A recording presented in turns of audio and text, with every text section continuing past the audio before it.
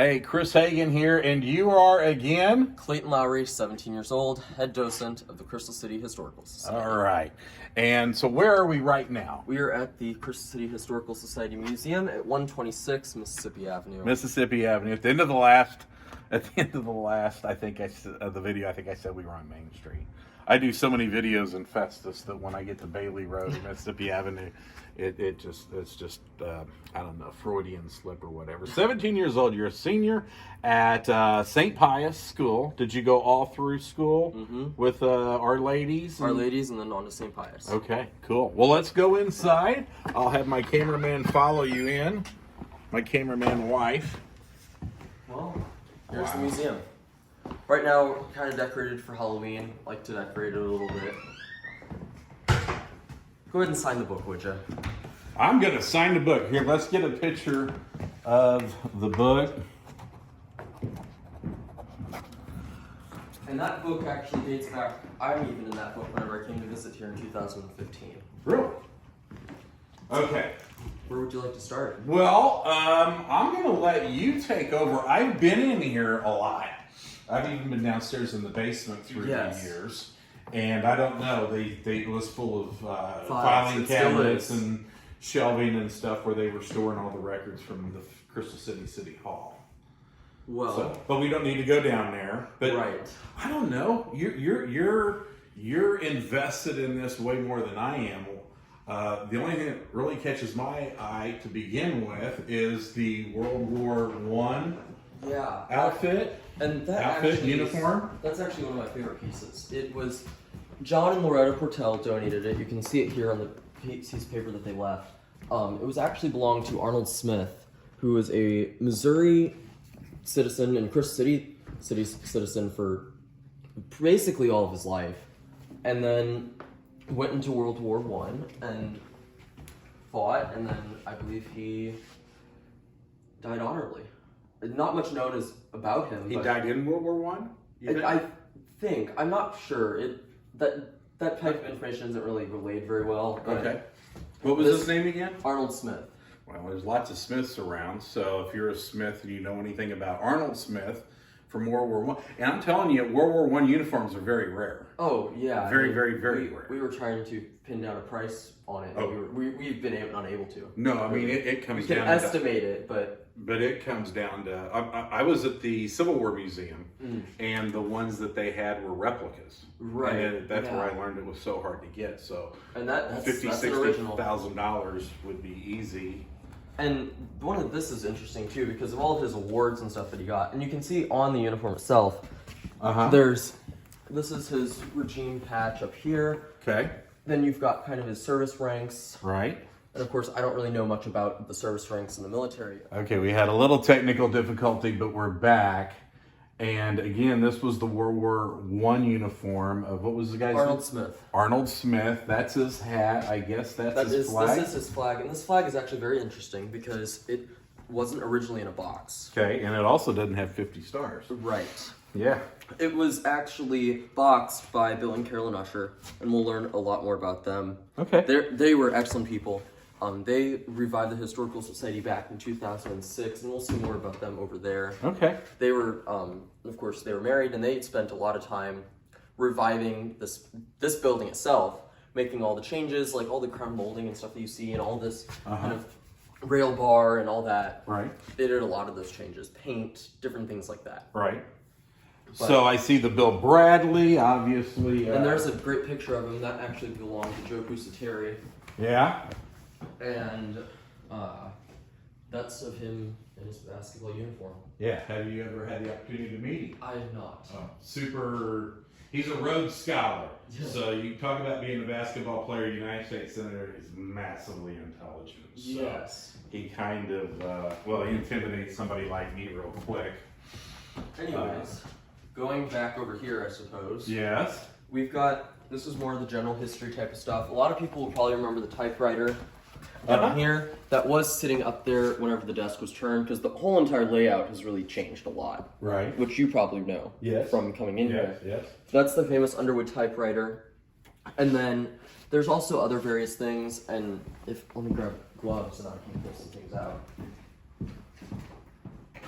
So I guess that's an old fire hydrant. It is. And Out was there a to the pain. right. That was a pain to move. I bet it was. It was all the way over there by the PPG stuff, and then I moved it over here to be more closer to the general things. Yeah. That was donated by the city. I have no clue because that was before. Right. But there's some interesting things in this cabinet, in this display case particularly.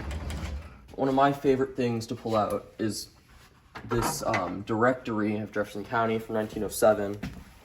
And of course it's all very worn, but it was kind of instrumental in helping Krista Webb down there at the Crystal Tavern to try and pinpoint an exact date of opening the Crystal Tavern. Right. So an establishment date. So we're kind of got it down to about 2 years, but we're still kind of a little unsure. So what year do you think Crystal Tavern opened? We're looking in 1967, 1968. Oh, okay. Well, they ran 3 shifts, so you had people getting off work at all different times. So the Crystal Tavern was also a restaurant. Right. And the barber shops, I think, even stayed open late. So if you got off work at midnight, you can get a haircut. And of course down here, this was actually signed by Bill Bradley. Uh-huh. And then of course we've got some various different stamps. And Sears then, and Roebuck. yeah, that's Wow. it. This one is an original, and this one here is a replica. Okay. And then down here, there's a cookbook for Festus in Crystal City, and there's also some various different things. These are interesting because these used to come in cereal boxes. What? And they're it's called the Ingenuity Manual, and they're just kind of about different Indian techniques and how to build a teepee, or how to make a spear, or how to make an arrow. Really? That is fascinating. And And when so- you bought a box of Kellogg's And there was cornflakes or something. I think 73 of them, or this one says 36, but Okay. there was quite a few of them. Yeah. And of course, there's some Crystal City pins and different various things from the 60s. Yeah. The JFK pin, that's a staple. Yeah. So how did you get interested in this? Well, after my documentary on Okay. PPG, Yeah. I became really close with Bernard Laban over at the Jefferson County Historical Society. Perfect. Yeah. And they're great people over there. He suggested, oh, why don't you go get involved with this? Because Right. we need to have service project for Pius in order to graduate. Uh-huh. So this was a part of my capstone project for Pius originally, and then I got involved with Jessica and Jack, and then one thing came to another. Okay. And here I am. All right. Over here, I try to keep most of the PPG stuff. Uh-huh. This here is new. This you know Marilyn Parr down at the library. No. Well, she used to run the historical society with her sister Carolyn Meinhardt, Okay. and she brought this in. And this is interesting because the toothpaste and even the Lysol is interesting to me just because of the old nature of it. Yeah, it's all steel. Nothing. But this was a vacation pack, and it was given to the workers whenever they went on vacation, just to kind of have a safe holiday. And Yeah. because PPG was all about safety. No, another thing. This is a really great piece. I love to introduce this. This is the Volume 1, Issue 1 of Glass Race, which was the company newspaper that ran from 1937 to 1940. Okay. And that's 1937. April 9th, 1937. Yeah? Volume 1, Issue 1. Wow. That's the year my father was born, 1937. So that's 84 years old right there. Yes, and you should see some of the others that... Yeah. Because we've been collecting ones to do a... Do you know about the books that they did a while back where they replicated all the newspapers? No. Well, they did that a while back. Okay. And so we're going to do another set, but they're going to be in color, they're going to be searchable online. Yeah. Free online, but you have to pay in print. We're working with the Jefferson County people Yeah. to put a complete set together, scannable, and print them off again. That is so cool. This here is a closed press mallet belonging to Rose Salvo's father. Yeah. It's pretty interesting. It loaned by Debbie Johns.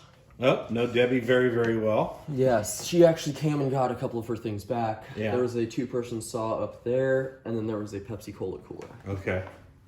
And then moving down, this is, I have to mention this because this is absolutely hilarious. I'm sure you know Buddy Oldham. Yes. Well, when doing my documentary, I went to Buddy's house and he gave me a whole bunch of glass samples, along with this rock. And he handed this rock to me, and he said, "This is the Holy Grail of PPG." And so I call it the Holy Grail rock. Okay. And there's a sign that says Holy Grail. Yes, and this here, so it's from the float period, so it would sit, because the glass would come running through the line. Right. And then it would sit, kind of there, and that's why all the glass is attached to it. But shortly before he gave me that rock, he gave me this sign right off the side of his garage. Oh, the no trespassing? Yes, just took a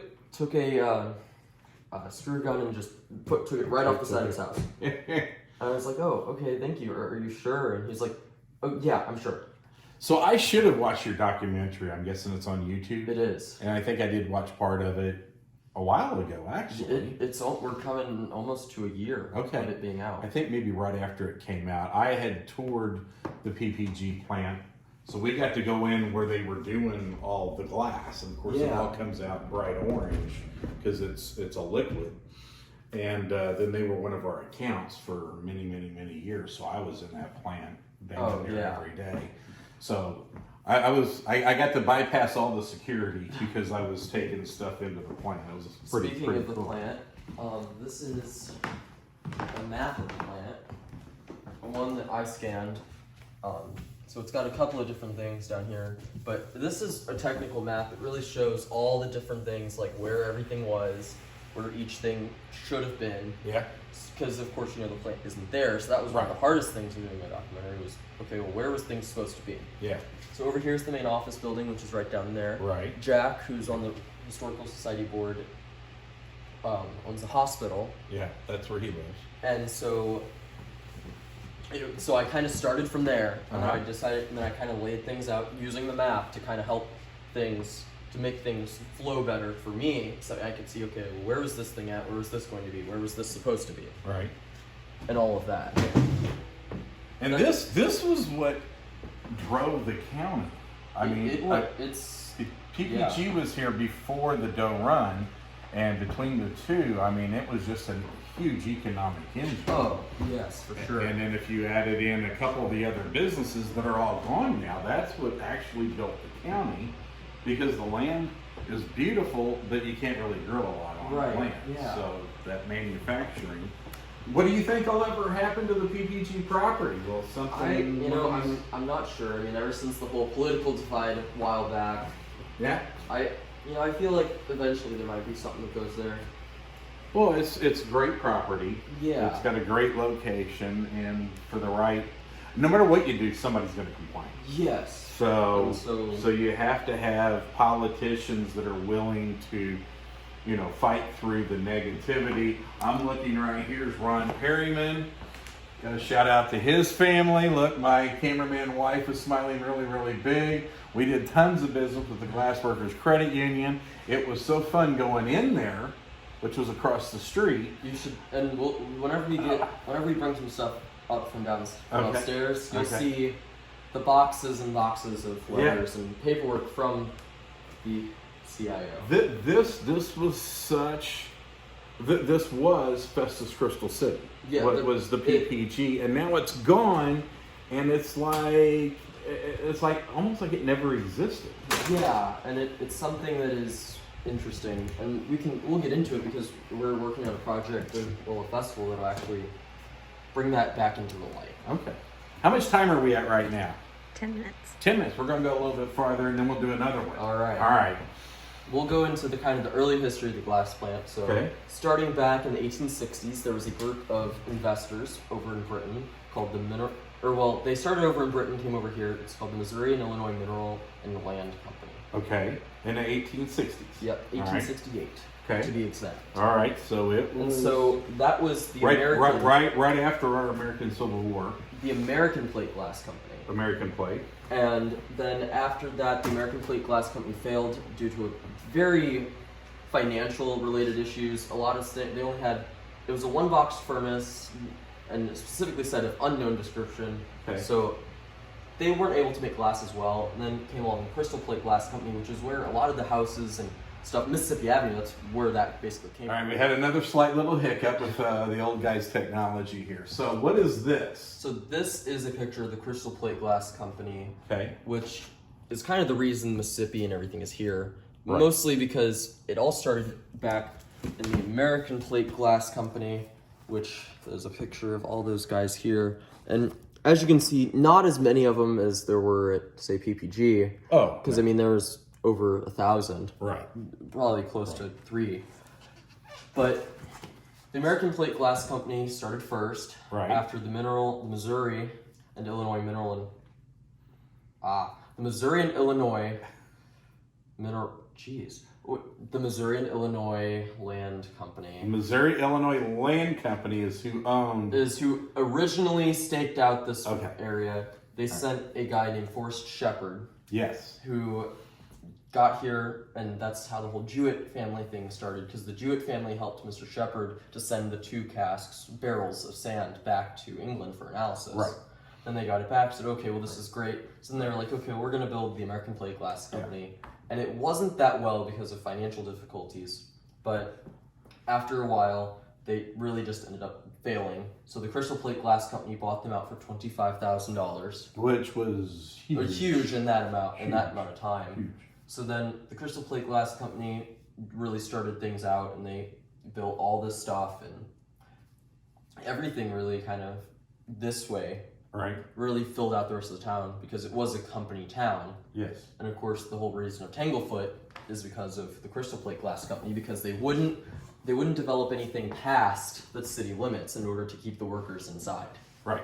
And they wouldn't allow alcohol. Which is why they'd get their feet tangled in the brush on their way back. Which is why they called it Tanglefoot. And so here's a couple more pictures of that. This is kind of how the factory looked. This was from an issue of Glass Rays, looked about 100 years ago. And then you get into the more original methods of the glass making, which was through this big table, and they would grind and polish it. The original grinding and polishing department. Okay. Then you get more into kind of them making the glass and then having it stand it up and then shipping it off. And this picture here is a really great one. I really like this one because it shows they had these little A-frame things like they do now. Uh-huh. They'd just take the glass and put it on the thing, and then they'd cut it down to size and ship it off. Yes. It was a fascinating process, and it was a floating process. And whenever you go to New York City or Chicago, it's amazing. All that glass came from right here between Crystal City Plate Glass and PPG. Yeah. So then, around 1895, the Crystal Plate Glass Company was bought out by the Pittsburgh Plate Glass Company. Okay. Later becoming PPG Industries. Okay. And they named it Works 9. And so these are just some pictures from 1913 to 1925. Just various different things so back in around the World's Fair, 1904. Okay. The PPG unveiled their new steam generator. Okay. And I don't think there's a picture of it here, but that was instrumental because they showcased it at the World's Fair, and then they used it to power the plant instead of using all the town's electricity. They used that to power most of the plant's just day-to-day operations and everything from that. And the world's first air conditioner. Yeah. Which you'll probably get into. I was actually on an airplane with one of the carrier's great-great-great-grandkids, and he asked me where I was from, and I said Festus, and he goes, oh, that's right next to Crystal City. And he knew the whole story of the first air conditioner was at the PPG plant. Yeah, and I believe that was used, because the workers were getting really hot or something like that. Yeah. So they came up with this grand idea to make an air conditioner that would cool them off, and then basically it was a giant evaporator that evaporated all the humidity out. And so this kind of goes back, this is older pictures of the mine, and it's interesting to see because some of these structures here, you can see, and I've been in the cave all the time recently. All right. And those same structures are still there because they mined it out. And so it's structurally sound to a point. Right. And then we get into the float glass method, which was where the Holy Grove rock came from. Uh-huh. And then getting into the 1990s when PPG closed. Yeah. And this was the pictures of them kind of... So how many days a week is this open, just to the public versus... Well, we're open the first Sunday of each month. Okay. From 12 to 4. Then we have meetings on the Tuesday, first Tuesday of each month. But if it's a school and they want to bring a bunch of kids in, it's just call and make the arrangements, and somebody can kind of show them around. Because when you look at this stuff, and I've been to lots of different cities, museums like this, you can kind of walk through and nothing means anything to you. But when somebody starts explaining it to you, it goes from, who cares, to pretty doggone fascinating, which is why a 17-year-old even cares about this stuff. Because I don't think I would have cared about it at 17. And this is the float process, and there's a couple copies of this specific work designer, which was after glass raise. And then we get into the seniority list, and there was 229 jobs that was lost by the plant closing. Yeah. Which was actually should have been a lot larger of a number, but the manager at the time decided, okay, well, we're going to try and cut costs as much as possible, and so pushed for early retirement. Yes. So that's where a lot of these people retired. Yeah. Early. I mean, in the ages of 20 to 30. Right. And then this is just the other ones these are all the people that retired. That's all the people that retired. Wow. Because of the push to retire. Yeah. If you're from the Crystal City area, you want to come by and look at this just to see. There's people that come in and say, oh, that's my great-great-grandfather or whatever. And so many of those guys that retired in 1990, they've all passed on. And then we get back into Dark Crystal and the closing. Yeah. Now, the whistle, which you're too young to remember, PPG had a whistle that I believe is in the glass case at the City Hall. Yeah, because it was like they're closing PPG, and everybody's like, what about the whistle? What are they going to do with the water tower? You know, those were the things that people cared about. Well, and the whistle was the Historical Society for a long time whenever we were over at the main office building. Yeah. And then I guess some way or another City Hall got it. Well, I'm telling you what, anybody figures out a way to make that whistle work, I'm sure a lot of people would be for it. I'm going to end this one. We're going to start another one. Yes. This is a wealth of information from a 17-year-old St. Pius kid whose parents both own businesses here in the Festus Crystal City area. So far, I'm impressed. Stay tuned. We're going to do another one.